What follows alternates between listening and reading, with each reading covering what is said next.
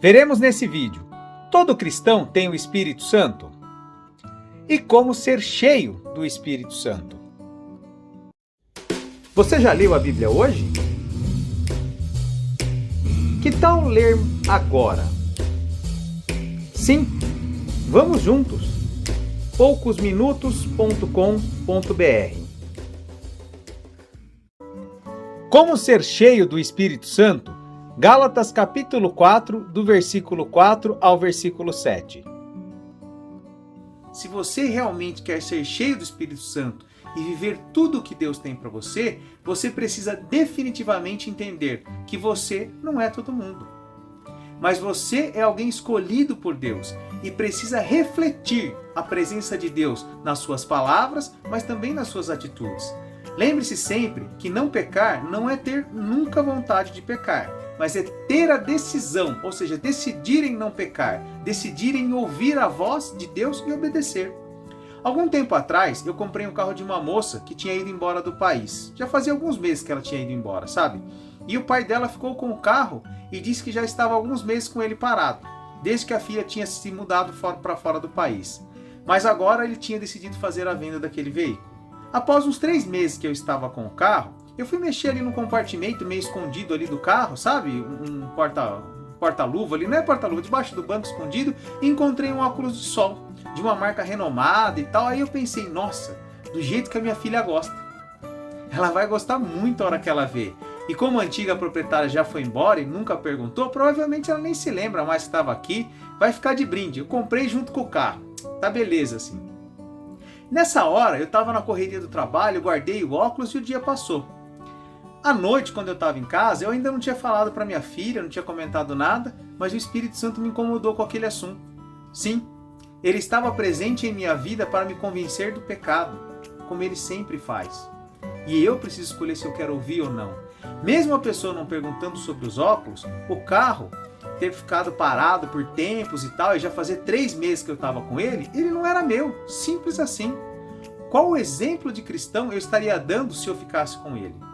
Qual exemplo para minha filha eu estaria dando se eu ficasse com aquilo que não era meu?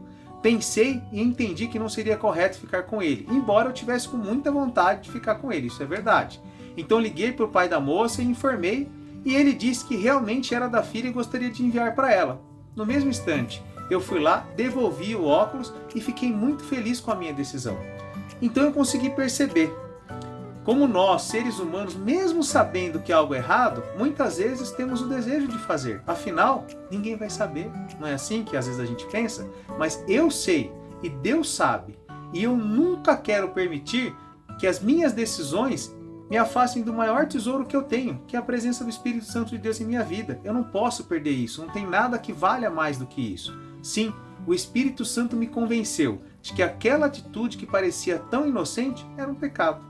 E é exatamente isso que o Espírito Santo faz quando nos convence do pecado, e assim nos livra das consequências do pecado.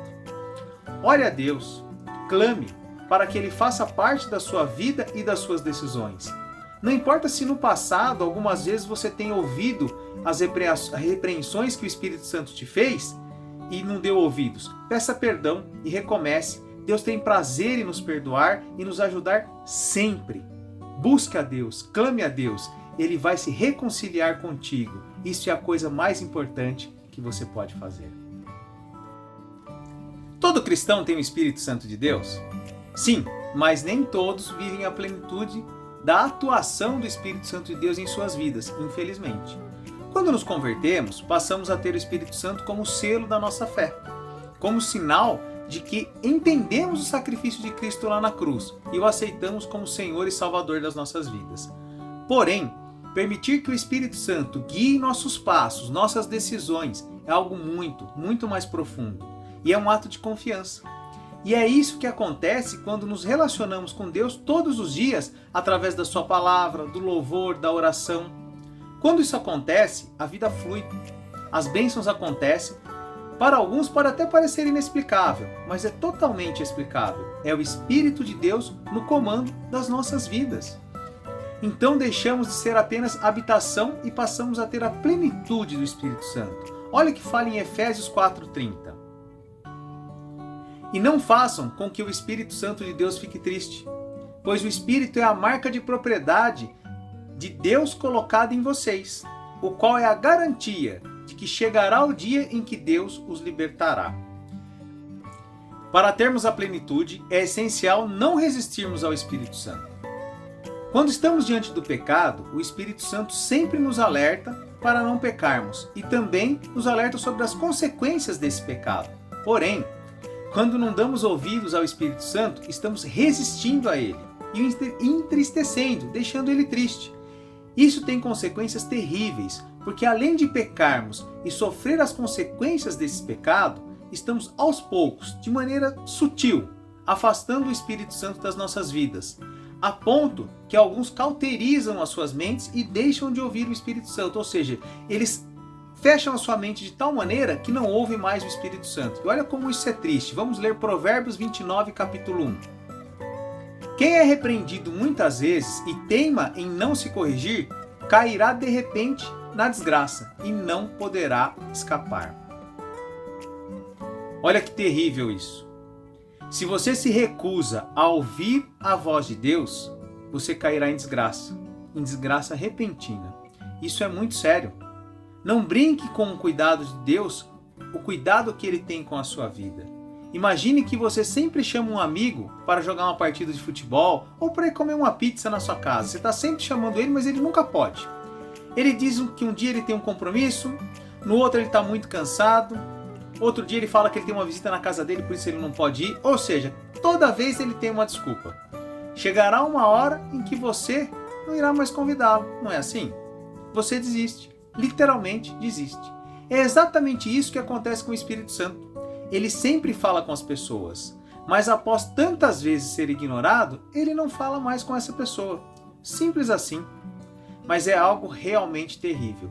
Digamos que você hoje chegue à conclusão que isso aconteceu com você, que por causa da sua teimosia, o Espírito Santo não fala mais com você.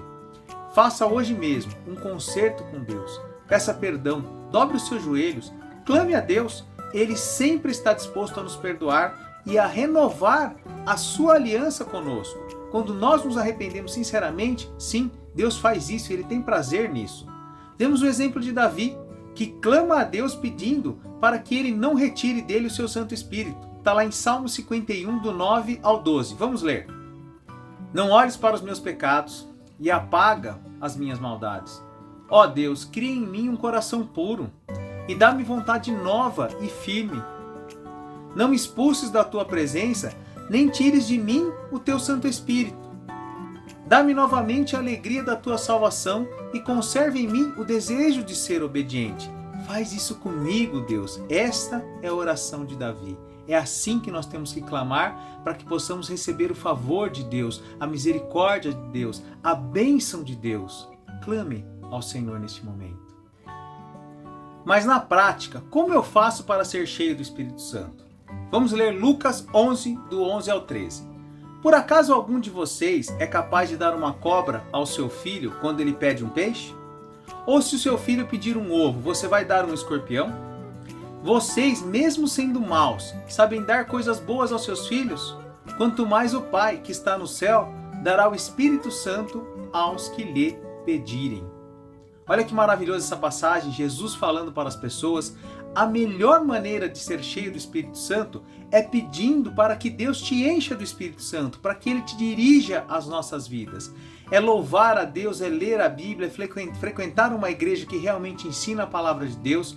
Então o que você precisa fazer? Ore pedindo para que Deus esteja atuando na tua vida, que você possa reconhecer a voz dele em todas as suas atitudes e que mesmo diante de uma situação difícil, você tenha coragem e personalidade para obedecer a Deus, a voz do Espírito, independente das circunstâncias. Louve a Deus todos os dias, ouça louvores que te incentivem a buscar a presença de Deus, a presença do Espírito Santo. Existem louvores que são como orações cantadas.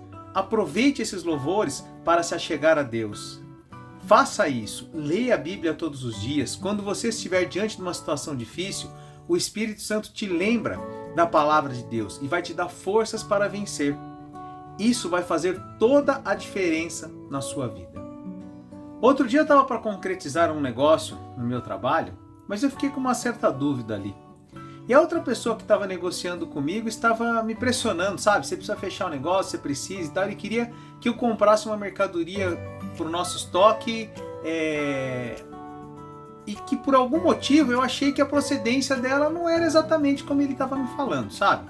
Foi até engraçado, porque enquanto eu não definia e ele me pressionava ali, me veio à mente um versículo, que a gente tem que fugir do mal e da aparência do mal. Aquele que a gente leu lá em 1 Tessalonicenses.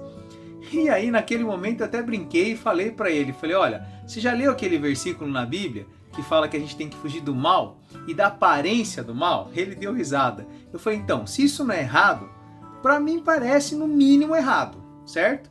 E se parece com alguma coisa errada, não sei se você já leu na Bíblia, mas fala que é pra gente fugir do mal e da aparência do mal. Então se parece, eu não vou fazer não. Tá certo? Ele deu risada, falou assim, não, tá bom, pensa e me fala. Por fim, a gente não fechou o negócio. Essa pessoa é minha amiga e tal, e depois de algum tempo, eu percebi que naquele momento foi a decisão mais correta de não fazer o negócio. Então, se eu sei que é mal, eu não vou fazer. Se parece com algo mal, eu também não farei. E ponto final. Tô fora. É o que eu sempre digo, sem procurar problema. A vida já traz tantos problemas para a gente resolver, por que é que você acha que eu vou procurar um problema? Então, se parece que é um problema, eu deixo para quem tem pouco. Eu já tenho problema suficiente e não estou a fim de arriscar, tá certo? Então, separe pelo menos 1 ou 2 dias da sua semana para visitar uma igreja. Vá aprender, vá ajudar, vai servir sem esperar nada em troca. Se envolva com as pessoas que têm o mesmo objetivo que você. Ninguém serve a Deus em casa. Assista ao vídeo Preciso ir à igreja para ser cristão e ser salvo? E entenda o que a Bíblia fala sobre esse assunto. Isso é muito importante, porque quando você se relaciona com Deus, Ele te chama a atenção para os detalhes que muitas vezes poderiam passar desapercebido e às vezes te colocam em um negócio que não é bênção de Deus para a sua vida.